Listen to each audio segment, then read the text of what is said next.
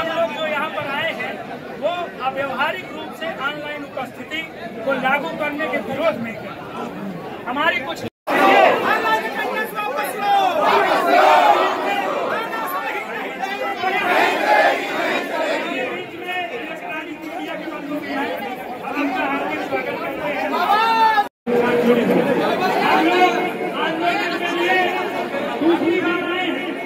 आगे भी आना पड़ेगा। ये अभी दूसरा चरण है।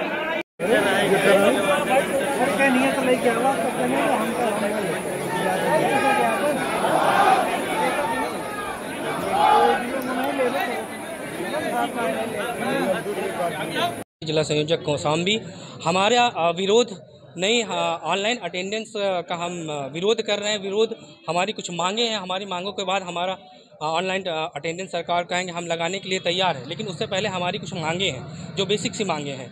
जैसे हमें ईएल नहीं दिया जा रहा है, हमें हाफ सीएल नहीं दिया जा रहा है, सामूहिक बीमा नहीं दिया जा रहा, पेंशन नहीं दिया जा रहा।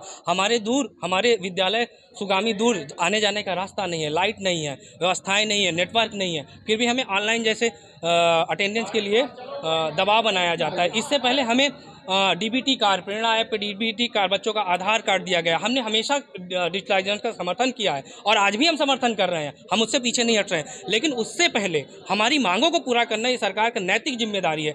आप हमें एक सरकारी कर्मचारी की तरह ऑनलाइन अटेंडेंस में बांधना चाहते हैं, हम बंधने के लिए तैयार हैं। लेकिन क्या आप हमें, आपका कर्तव्य नहीं है कि आप हमें ऑनलाइन सरकारी कर्मचारी की तरह अपना अधिकार दीजिए? क्या हमें, हमारा बच्चा, हम स्कूल में हैं, अगर हम 12 बजे हैं, हमारा बच्चा खराब हो जाए, हमारा बच्चा की तबीयत खराब हो जाए, हमारे पिता की डेथ हो जाए, माता पिता की डेथ हो जाए, भाई बहन को कुछ भी हो जाए, हम स्कूल से निकल नहीं सकते। आपका अटेंडेंस तो 2 बजे निकलेगा ना, हम 2 बजे लगेगा और आपका नेटवर्क नहीं, हम 2 बजे तक इंतजार करें। अब हमारे कोई सीएल नहीं, कोई बात नहीं बनती तो क्या करेंगे आगे? बात नहीं बनती। हम इसके संबंध में 29 तारीख को हम लखनऊ में अपनी बातों को मनाने के लिए लखनऊ में संयुक्त मोर्चा के तहत हमारा संगठन सारे शिक्षक एकत्रित हुए हैं। ये लड़ाई हम सब शिक्षक की है। आपका नाम क्या? जी, मेरा नाम प्रज्ञानंद, TSCT जिला संयोजक कौशाम्बी। ऑनलाइन अटेंडेंस का जो ऑर्डर आया है और पूरे बेसिक शिक्षा विभाग को बिना किसी तैयारी के जो डिजिटल किया जा रहा है, 12 रजिस्टर डिजिटल किए जाने की बात की जा रही है, जबकि उस ऐप में ही बहुत सारी व्यवहारिक समस्याएं हैं। साथ ही साथ शिक्षकों के साथ कुछ मूलभूत समस्याएं हैं। उन मूलभूत समस्याओं के लिए वर्षों से हम लोग शासन से मांग कर रहे थे, लेकिन आज तक उस पर कोई विचार नहीं किया गया है। शिक्षक हाफ डे लीव की बात कर रहे हैं जो अन्य विभागों में दी जाती है। 30 EL की मांग कर रहे हैं जो अन्य विभागों में दी जाती है। कैशलेस मेडिकल की मांग कर रहे हैं जो अन्य विभागों में दी जाती है। इन सभी मांगों को हम लोग वर्षों से मांग रहे थे, लेकिन उन पर कोई विचार किए बिना 10 साल से कोई पदोन्नति नहीं की गई, उस पर कोई काम नहीं किया गया। पिछले साल 13 आदेश सचिव महोदय ने जारी किए, लेकिन फिर भी पदोन्नति नहीं कर पाए।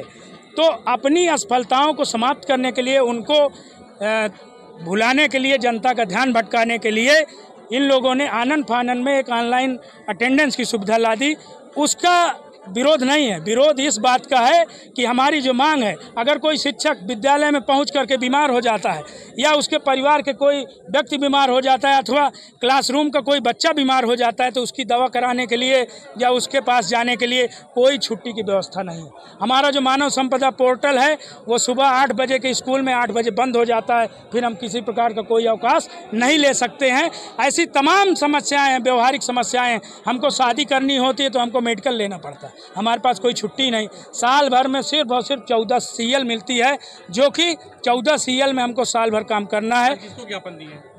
आज हमने माननीय मुख्यमंत्री जी को संबोधित ज्ञापन संयुक्त मोर्चा के बैनर के तले जिलाधिकारी के माध्यम से दिया है।